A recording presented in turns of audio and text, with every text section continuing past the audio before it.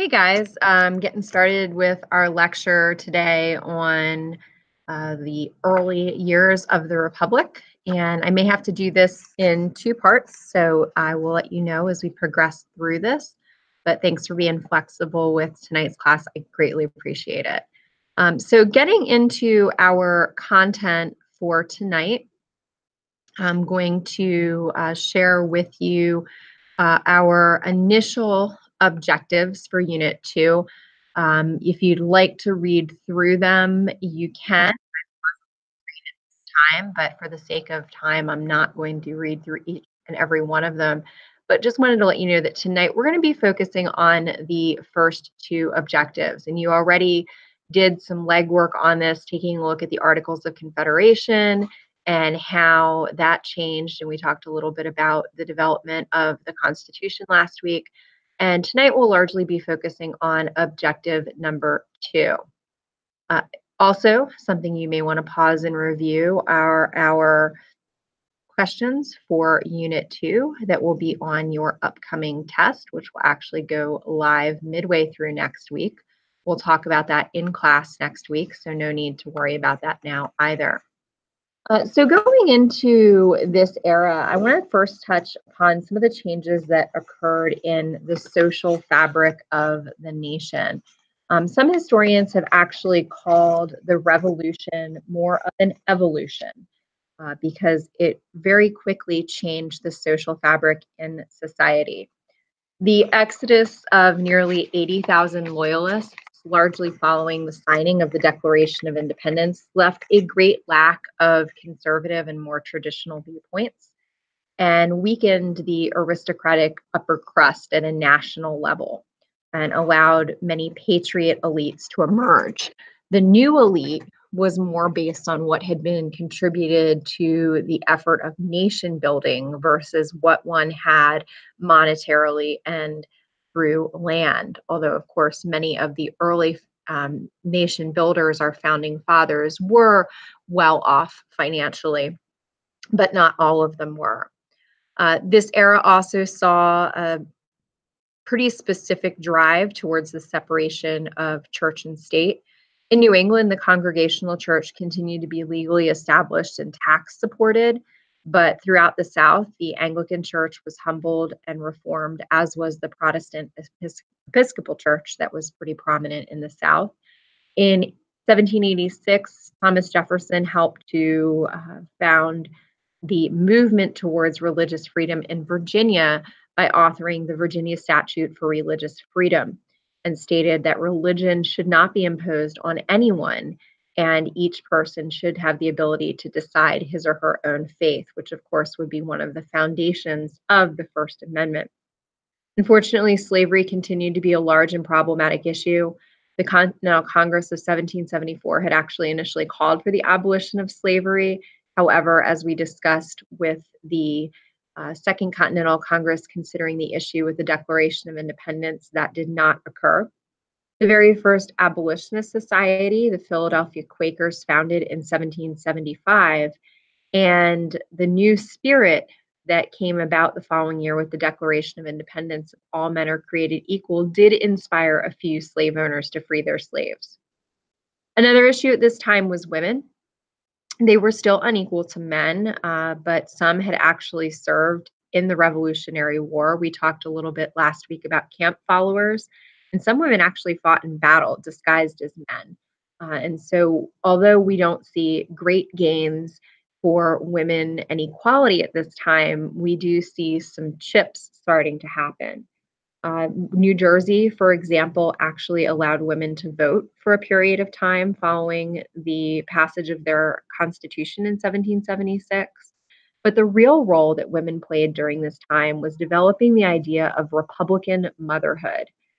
They said that since children spent the most time with their mothers at a young age, the women were developing the future of the Republic. And this was certainly a pretty big responsibility. And it tied very much into the development of civic virtue, that the democracy that was developing in the former colonies depended on the unselfish commitment of each citizen to the public good. Now, during the era of the Articles of Confederation, the nation had many struggles, and you certainly took a look at that in your reading this past week and in the Articles of Confederation weaknesses activity, and also as part of our class discussion. Many times we look so much at the failures of the Articles that we don't really look at the successes that happened during this time period. One of the successes was actually the Land Ordinance of 1785, which answered the question of how the new lands in the Ohio River Valley would be divided up. This was land that was gained from the British in the Treaty of Paris of 1783. And ultimately, the Land Ordinance said that the acreage of what then was called the Old Northwest would be sold, and its proceeds would be used to pay off the national debt. Surveyors were sent out to this area, including George Washington, and they surveyed the land and divided it into townships that were 6 miles square. Those townships were then divided into 36 square sections, 35 of which would be sold, and one which would be set aside for the development of a public school. 2 years later, the Northwest Ordinance of 1787 answered the question, how will new states be made once people move out to this area? And ultimately, the Northwest Ordinance of 1787 would make admission into the Union a two-stage affair. Stage one would be that when a territory had 60,000 inhabitants, they would write a state constitution and send it to Congress for its approval. Once the federal Congress approved the constitution of the territory, it would become a new state.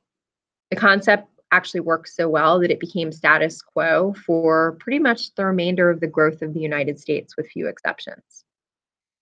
One of the struggles that went along with this expansion was trade. The British were pretty salty over their loss in the Revolutionary War and declined to make any type of commercial treaty with the colonies. They also wanted to refused to repeal the navigation laws, which would require that all goods that were shipped from the United States would have to be taken on British ships. And of course, the Americans were quite hesitant to enter into any type of agreement like this with the British. They also maintained their presence in areas such as the Northwest Territory and the upper part of Spain's Louisiana colony, despite the fact that they were not supposed to do this. They alleged that they were doing it to maintain their fur trade with the Indians. However, they stayed primarily because they wanted to keep the natives on their side in case the Americans decided to attack Canada. Unfortunately for the new Americans, Spain was also openly unfriendly to them. And because they, at that time, possessed New Orleans, the entrance to the Mississippi River, they were able to close off the Mississippi River to commerce in 1784, and this would be a challenge for many years to come. At the time of the launching of the new Constitution in 1789, we can take a quick survey of what the nation looked like demographically. The population continued to double every 20 years in the period following the Revolution, but remained 90% rural. And at that time, only about 5% of the population lived west of the Appalachian Mountains. In 1791, Vermont became the 14th state, and it was quickly followed by Kentucky, Tennessee, and Ohio. However, individuals that settled in these more western states at that time were often looked down upon by those that lived in the original 13 colonies. They were seen as crude, rough pioneers who were restive and dubiously loyal at best. Perhaps they were going west to get away from the new American government. Of course, that was not the case, and certainly this area would soon become a crucial part of the expansion of our nation.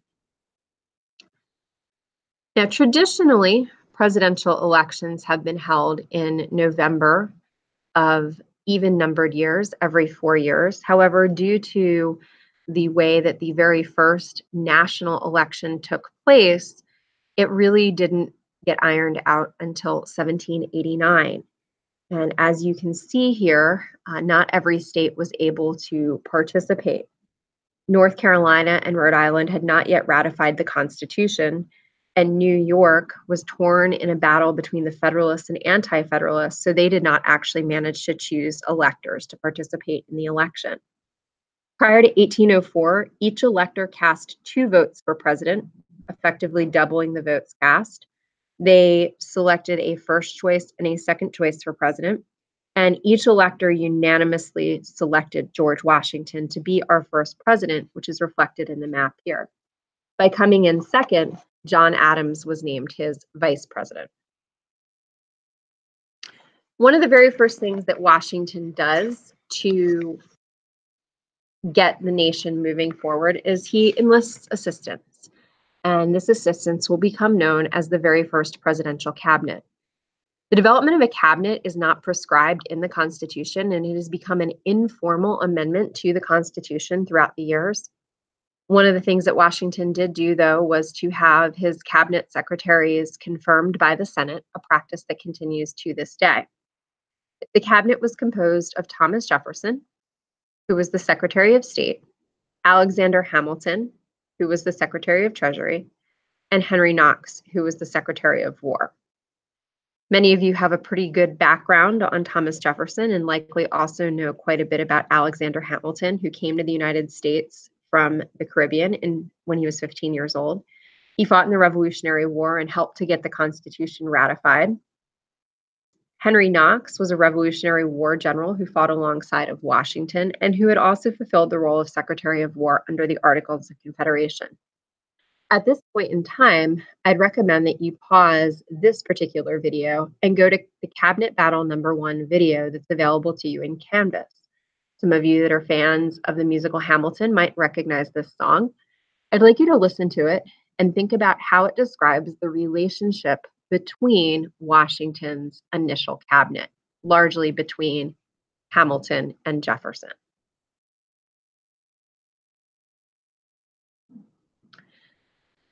If you said that this video described a pretty contentious relationship, you'd be exactly right. Washington had a lot of issues to deal with at the beginning of his presidency. The Anti-Federalists had reluctantly assisted in the ratification of the Constitution and were pushing for the passage of a Bill of Rights that would ultimately be composed by James Madison and would become an official part of our Constitution in 1791. Washington also had to deal with how to officially direct Congress to set up the judicial branch. And in 1789, Congress passed in one of their first pieces of legislation, the Judiciary Act of 1789, which created an effective structure for federal courts and nominated and approved John Jay as the first Chief Justice of the Supreme Court of the United States. The biggest issue, though, was what to do with debt. And that conversation was largely dictated by the Secretary of Treasury, Alexander Hamilton. Hamilton urged the federal government to pay off its debts of about $54 million at that time, about $1.4 billion today, and to pay them off at what's known as face value or funding at par, plus interest. Hamilton was also advocating for the assumption of the debts of the states, which at that time amounted to about $21.5 million, making the total debt around $2 billion in today's funds. Massachusetts had a huge debt. New York also had debt, but Virginia didn't. And so therefore, Jefferson was adamantly against the plan of assuming state debts. He thought that it would be bad enough to already have debt for the national government. Essentially, the reason why Virginia was also opposed was because if everybody had a clean slate, then Virginia wouldn't have any extra leverage. Hamilton eventually brokered a deal that the District of Columbia would be built on land donated from Virginia and therefore giving them bragging rights in return for letting the government assume all of the state's debts. The funding at par concept would ultimately gain the support of the rich for the federal government, but not of the states. With a national debt of $75 million, Alexander Hamilton was strangely unconcerned. He felt that if debt was possessed, that it could be an asset and therefore could be utilized to encourage the American people to be more committed to the United States as a nation. If the government owed them money, then they would want it to be successful so that the money could be paid back. To pay off some of the debt, Hamilton first proposed utilizing customs duties. The very first one was a fairly low tariff of about 8% on imports, and that was passed in 1789. He also did this to protect America's infant industries. Even though America was dominated by agriculture at this time, he felt that if they protected manufactured goods by imposing tariffs, that it would allow American manufacturing to grow. In 1791, Hamilton also secured an excise tax on a few domestic items, most notably whiskey. The price was about 7 cents per gallon. Collectively, this money was supposed to be used to pay down the federal debt and would also lead to one of Washington's very first tests. Now, in order to manage all of this money, Alexander Hamilton also created the proposal for a Bank of the United States. This bank would print paper money and provide a stable national currency. The national bank could also be a place where the Treasury would deposit monies. Thomas Jefferson strongly opposed the bank, stating that it was unconstitutional. He felt that the states had a right to manage their own money. Obviously, most of the opposition for this policy would come from the South, and most of the support would come from the North. Ultimately, Hamilton would prevail, and the first Bank of the United States was created in 1791. Its charter lasted for 20 years, so we'll be talking about it again soon, and it was located in Philadelphia. In 1792, Washington was unanimously reelected. A year after he was sworn back into office, he had to tackle the issue of unrest over the whiskey tax. In 1794, a group of whiskey distillers in Pennsylvania who strongly opposed the tax started a rebellion. Washington was faced with a decision. Did he step in to ensure that the tax was collected, or did he turn a blind eye? In a very crucial decision, he sent in federal troops. The troops would ultimately face no opposition, and this sent a strong message that the government would enforce the law. Unfortunately, not everyone agreed with Washington's decision-making, and these challenges and Washington's responses would lead in the resignation of his Secretary of State, Thomas Jefferson, and the formation of a second political party, the Democratic Republicans, which would be led by Jefferson and Madison. On the opposition, we still have the Federalist Party, which would be led by Alexander Hamilton. At this time, I'd recommend that you pause this presentation and review this chart.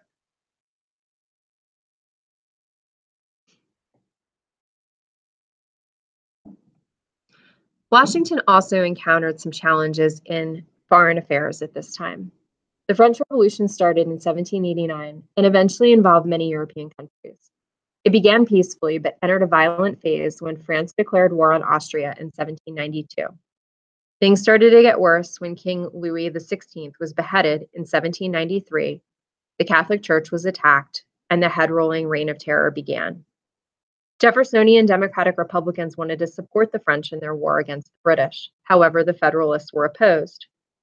Ultimately, again, their view would prevail, and Washington would issue the Neutrality Proclamation of 1793, stating the country's neutrality from what then had erupted into a war between the British and French.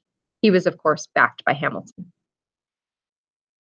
Additional conflicts continued to occur, though, in regards to the British. As I mentioned earlier, for years, the British had retained their frontier posts on U.S. soil in defiance of the Treaty of Paris of 1783. The government did not want to abandon the valuable fur trade in the Great Lakes region, the British government, that is.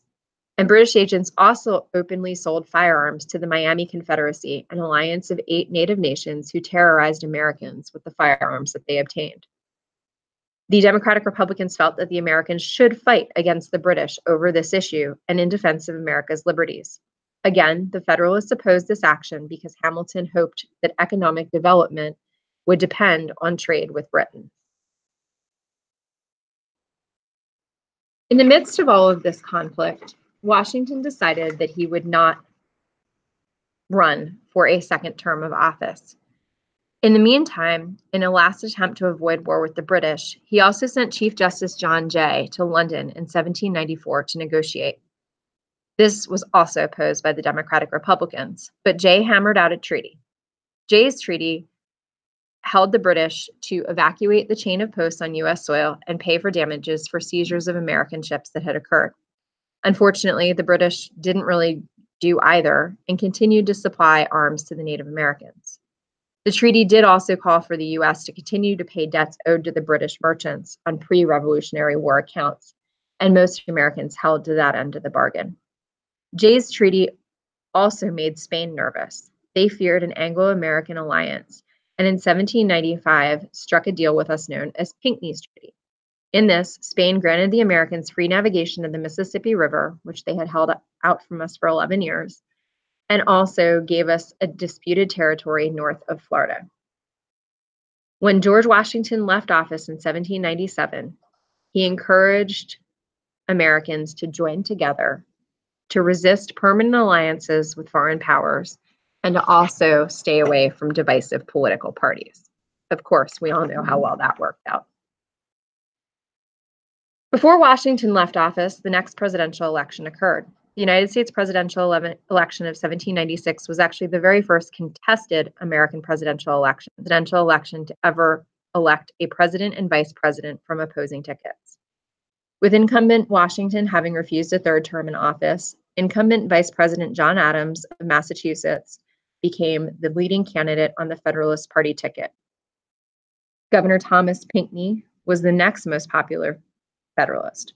They were opposed by former Secretary of State Thomas Jefferson of Virginia and Senator Aaron Burr of New York on the Democratic-Republican ticket. At this point, all men ran alone, as the formal position of running mate had not yet been established. Unlike the previous election where the outcome had been a foregone conclusion, Democratic Republicans campaigned heavily for Jefferson, and Federalists campaigned heavily for Adams. The debate was vicious, with Federalists tying the Democratic Republicans to the violence of the French Revolution, and the Democratic Republicans accusing the Federalists of favoring monarchy and aristocracy. In foreign policy, the Democratic Republicans denounced the Federalists over Jay's Treaty, being perceived as too favorable to Britain, while the French ambassador embarrassed the Democratic Republicans by publicly backing them and attacking the Federalists right before the election. Although Adams ultimately won the election, Jefferson received more electoral votes than Pinckney and was elected vice president.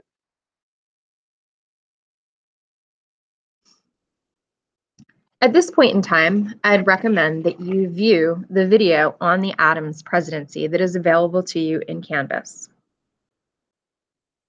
As you can see from the video, Adams had a rough go in the office of president. Unofficial fighting continued with France because they were upset over Jay's Treaty, and they began capturing American merchant ships. As a result, Adams sent John Marshall to France to negotiate in 1797, shortly after taking office. Hoping to meet with Talleyrand, the French foreign minister, the Marshall envoy was secretly approached by three go-betweens who were later referred to as X, Y, and Z. They demanded a bribe of $250,000 just for the delegation to speak to Talleyrand. Angered by the intolerable terms, Marshall and his envoys returned to the U.S. The United States was noticeably infuriated with the XYZ affair, as it became called. As a result, Adams created a Navy department and expanded the already existing three-ship Navy and re-upped the United States Marine Corps. Because France, though, did not want another enemy, it said that if the Americans would send another negotiator, that he would be treated with proper respect. As a result of this negotiation, Napoleon signed the Convention of 1800 with John Jay. It annulled the alliance between America and France that had existed since the Revolutionary War and called for France to return captured American ships and for the U.S. to pay damage claims of American shippers, despite the fact that the damages were caused by the French. During the presidency of Adams, division between the two parties continued to be fostered. The Federalist Congress passed a series of oppressive laws aimed at aliens or foreigners who came to America and supported Jefferson. These so-called alien laws raised the residence requirement for aliens who desired to become citizens from 5 to 14 years. They also stated that the president could deport or jail foreigners in times of peace or of hostility. They also passed the Sedition Acts, which stated that anyone who impeded the policies of the government or falsely defamed its officials would be liable to heavy fines and imprisonment. As a result, Madison and Jefferson were furious, and they set about to create two resolutions that would become known as the Virginia Resolution, authored by Madison, and the Kentucky Resolution, authored by Jefferson. This authoring was done behind the scenes and said that states had the right to refuse laws created by the government. They thought that the other states would follow, but none did, and the effort died. However, the effort did escalate as we approached the election of 1800. And at this time, I'm going to stop this particular presentation. We'll pick it back up with the election of 1800 in just a few minutes.